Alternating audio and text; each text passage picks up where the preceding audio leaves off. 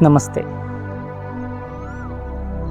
आयुर्वेद का फक्त रोग कमी करण्यासाठी की औषधांसाठी? नाही. आयुर्वेद निव्वळ चिकित्साशास्त्र नाही. तो जीवन समजून घेण्याचा मार्ग आहे. हे असं शास्त्र आहे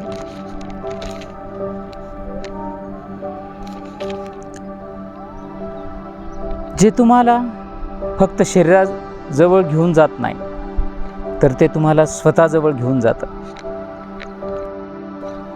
भयातून, अजागरूकतेकडून